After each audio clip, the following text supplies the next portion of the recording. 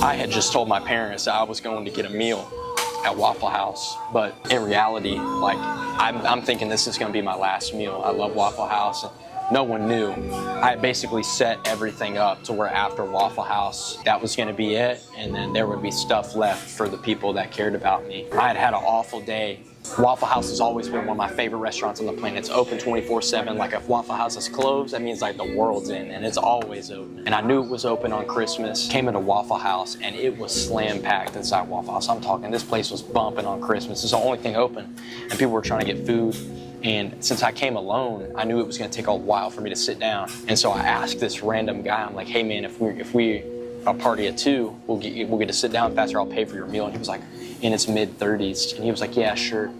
So I got him, we sit down at this table right over there. He starts dumping all his life issues on me, like starts dumping everything that he's going through. He's like, my wife's divorcing me, she's taking my kids, and she's taking all this, blah, blah, blah. I'm trying to run away from my problems one last time, and I got somebody else dumping their problems on me. Like, it was awful. And I remember just kind of not paying attention to this guy, just eating my chocolate chip waffle, my all-star special. Kind of nervous. I'm just thinking, I can't wait to get out of here and get this over with. As he's just going in, just talking, and I'm just not listening, he says one thing that God used to change the course of my destiny. This one phrase this guy said, not even about Jesus, didn't say anything about God.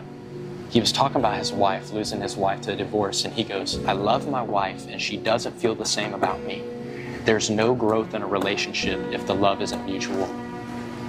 And when he said that, it was like all of time stopped. And for a split second, all of the head knowledge I'd ever learned anything in Bible class, all these Bible verses I learned when I was a little kid going to vacation Bible school at church, little stuff I had heard here and there about Jesus, the real Jesus, time stopped.